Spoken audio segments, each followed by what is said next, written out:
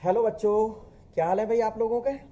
तो देखिए आज क्लास 12th के जो 8 नंबर का जो लेक्चर है जिसमें आपके कैंसर के बारे में बताया जाएगा। तो कैंसर को किस प्रकार से आप लोग परिभाषित कर सकते हैं ये बताया जाएगा। कैंसर के फलस्वरूप जो स्ट्रक्चर उत्पन्न होती है उस स्ट्रक्चर को ट्यूमर जैसे कहा जाता है, ट्यूमर के टाइप्स बताए जाएंगे। कैंसर के कैरेक्टर लक्षण सिम्टम्स जो होते हैं वो क्या होते हैं यह बताया जाएगा। और कैंसर के क्या कारण है, मतलब कैंसर किन कारणों से उत्पन्न हो सकता है ये बताया जाएगा। तो सबसे पहले आप सभी लोग डॉट पेन रजिस्टर तो निकाल के रख लें। तो परिभाषा देखते हैं, क्या परिभाषा दी जा सकती है। इन शॉर्ट में परिभाषा बिल्कुल,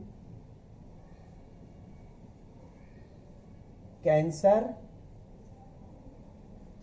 एक प्रकार की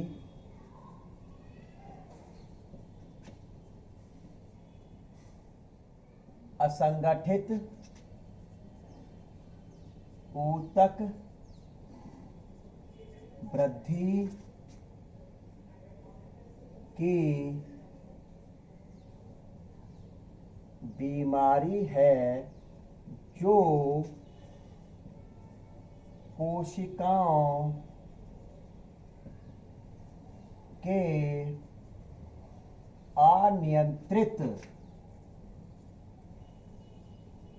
अनियंत्रित विभाजन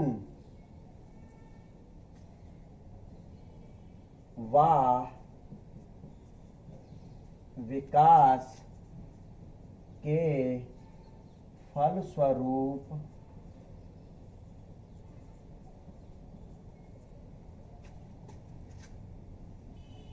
उत्पन्न होती है। देखिए, तो सिंपल वे में मैंने परिभाषा लिखी कि कैंसर एक प्रकार की असंगठित ऊतक वृद्धि की बीमारी है जो कोशिकाओं के अनियंत्रित विभाजन व विकास के फलस्वरूप उत्पन्न होती है। तो विशेष ध्यान दें कि यहां से लेकर एक शब्द लिखा गया है विभाजन एवं विकास। तो इससे तात्पर्य यह निकलता है कि कैंसर सिर्फ शरीर के उन्हीं भागों में हो सकता है जिन भागों में कोशिकाएं सबसे पहले विभाजित होती हैं, पहली। दूसरा लिखा हुआ असंगठित ऊतक वृद्धि, यानी असंगठित अनियंत्रित विभाजन होंगी तो शरीर में उस स्थान पर एक गांठ जैसी संरचना बन जाती है, एक गांठ जैसी संरचना बन जाती है जिसको ट्यूमर कहा जाता है। जिसको क्या कहा जाता है? ट्यूमर कहा जाता है। तो ये गांठ को ट्यूमर कह दिया। क्या कह दिया? गांठ को ट्यूमर। कैंसर स्थापित होने में लगे समय को लेटेंट पीरियड के नाम से जाना जाता है। क्या? कैंसर स्थापित होने में लगे समय को लेटेंट पीरियड के नाम से जाना जाता है। तो इसको इंग्लिश में भी डिफाइन कर सकते हैं आप लोग। Uncontrolled division and development of cells are called cancer. ध्यान रखना, uncontrolled division and development of cells are called cancer. इसके फलस्वरूप एक संरचना बनती है जिस संरचना को ट्यूमर कहा जाता है। लगे स्थापित होने में लगे समय को लेटेंट पीरियड कहा जाता है। क्या कहा जाता है? लेटेंट पीरियड कहा जाता है। तो अपने सामने डला हुआ है टॉपिक, जैसा कि मतलब दूसरा मैंने बताया ट्यूमर। तो ट्यूमर के कौन कौन से टाइप्स हो सकते हैं?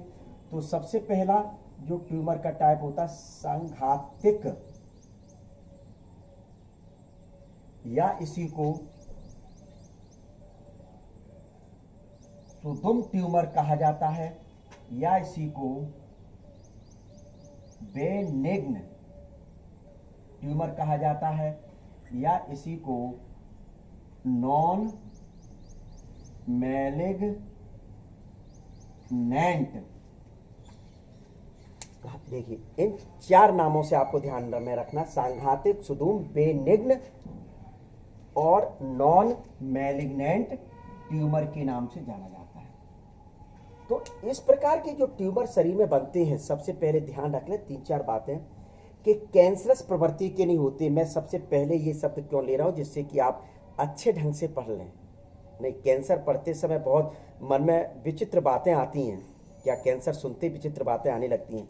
तो ये कैंसर प्रवृत्ति के नहीं होते हैं, एक स्थान पर विकसित होते तो उसी स्थान पर हमेशा बने रहते हैं, हार्मलेस होते हैं। कैसे होते हैं? हार्मलेस होते हैं। तो ये सांघातिक ट्यूमर कहलाते हैं। दूसरा जो ट्यूमर आता है, ये पहले नंबर का। दूसरा, इसके जो यदि लक्षण समझ लिए होंगे तो इसका जस्ट अपोजिट कर देंगे तो वही हो जाएगा दुर्दांत ट्यूमर, नॉन मैलिग्नेंट ट्यूमर। देख लीजिए, इस प्रकार के जो ट्यूमर शरीर में डेवलप होते हैं वो एक स्थान से दूसरे स्थान पर फैल जाते हैं, कैंसरस नेचर के होते हैं, खतरनाक होते हैं। कैसे होते हैं? खतरनाक होते। तो विशेष ध्यान दें कि ये जो कैंसर है ऊपर का सांघातिक, सुदूम या बेनिग्न, ये खतरनाक प्रवृत्ति का नहीं होता है, एक स्थान पर ही पाई जाती है। वो गांठ जो बनती है वो गांठ वहीं की वहीं बनी रहती, लेकिन उसके बावजूद भी आपको डॉक्टर को दिखाना चाहिए। तो ये आप और हम लोग जजमेंट नहीं करें कि सर ने हमारे बताया था कि एक स्थान पर गांठ बन गई तो वो खतरनाक नहीं है। ये डॉक्टर डिसाइड करेंगे कि वो स्प्रेड हो रही है शरीर में कि नहीं हो रही है, वह खतरनाक है कि नहीं। दूसरा दुर्दांत। दुर्दांत में क्या बताया कि इस प्रकार का ट्यूमर जो शरीर में एक स्थान पर बनता हो और एक स्थान से दूसरे स्थान पर फैल जाते हों, तो इस कंडीशन को मेटास्टेसिस कहते हैं। फैलना, मेटास्टेसिस। जब फैल गए तो स्वाभाविक है ये कैंसरस नेचर के होते हैं, खतरनाक होते हैं। कैसे होते हैं? खतरनाक मुख्य रूप से होते हैं। तो ये आपका क्या होता है बेटा, ट्यूमर के टाइप्स। अब देख लीजिए कि इसके बाद आते हैं लक्षण।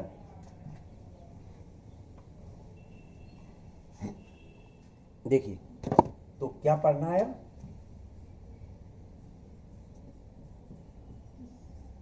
कैंसर के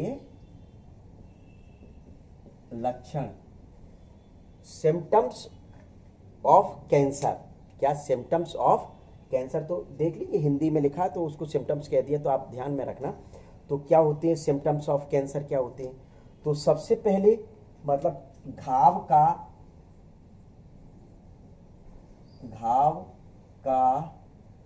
ना भरना। यदि आपके शरीर में कोई घाव उत्पन्न हो गया है तो वह घाव भरेगा नहीं, ऐसे का ऐसा ही बना रहेगा। तो क्या लिख सकते हैं इंग्लिश में?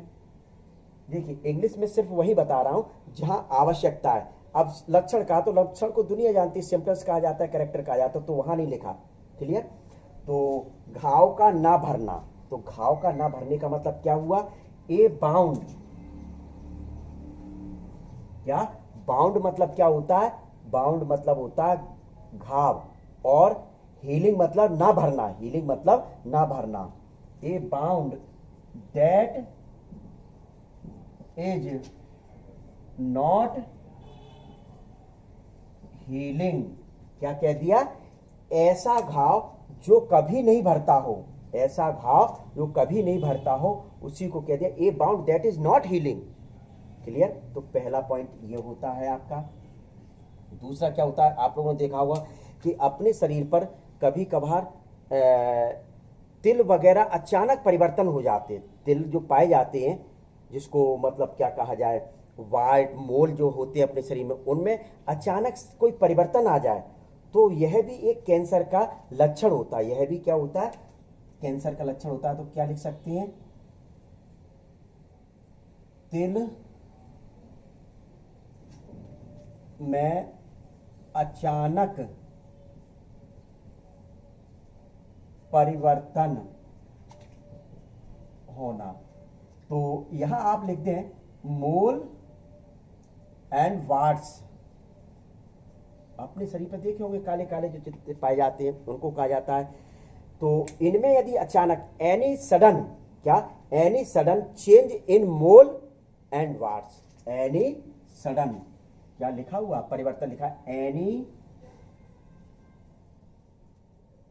Sudden change in mole and wards.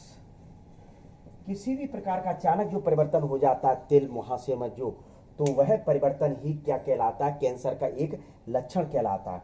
अब देखिए ये तो आप लोग पहचान सकते हैं, वेट लॉस,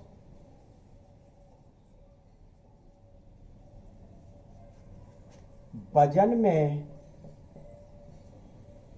कमी आना, अचानक आप खा रहे हैं, पी रहे हैं, सब कुछ कर रहे हैं, अचानक क्या हो, वजन में कमी आने लगे, बिल्कुल एकदम हैवी वेट लॉस हो, अचानक कमी आने लगे, तो उसी को क्या कह देते हैं, एक कैंसर का लक्षण के रूप में जाना जाता है। किस रूप में जाना जाता है, कैंसर के लक्षण के रूप में जाना जाता है। अपने शरीर में देखा होगा कभी कभार कोई अल्सर हो जाता है, क्या हो जाता है, अल्सर हो जाता है, तो अल्सर का सही ना होना, जिनको छाले वगैरह कहा जाता, अल्सर का सही ना होना, बेटा क्या, अल्सर का सही ना होना। Any ulcer does not get well, any ulcer does not get well, यानी कि कोई भी अल्सर हो, वह अल्सर सही नहीं हो, तो उसको भी एक कैंसर का लक्षण माना जाता है। आप लोगों ने देखा होगा कुछ लोगों को लगातार कफ बना रहे, क्या लगातार कफ बना रहे, या हॉर्सनेस जैसी आवाज करे, हॉर्सनेस जैसी आवाज करे, तो यह भी एक कैंसर का मुख्य रूप से क्या होता है, लक्षण होता है। और फिर विशेष तौर पर भी ट्यूमर पढ़ाया था कि शरीर में किसी भी प्रकार की गांठ दिखाई दे तो वह भी एक कैंसर का लक्षण ही है। बस अंतर केवल इतना है, कुछ जो गांठें होती हैं, जो ट्यूमर होती हैं, वो कैंसरस प्रवृत्ति के नहीं होते हैं, हमेशा उनमें बने रहते हैं, तो जिसमें ये गांठें पाई जा रही तो उनको किसी प्रकार की कोई प्रॉब्लम नहीं होती, लेकिन तब भी डॉक्टर को दिखाना अवश्य चाहिए। तो ये क्या होता है, आपका कैंसर के लक्षण होते हैं, क्या होते हैं, कैंसर के लक्षण होते हैं। तो अब देखते हैं कैंसर किन कारणों से होता है।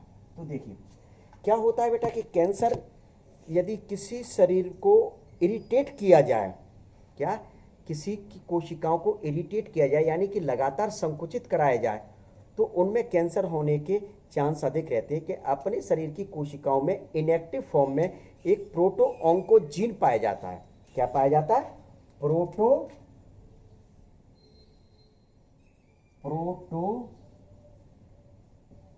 ऑन्कोजीन पाया जाता है।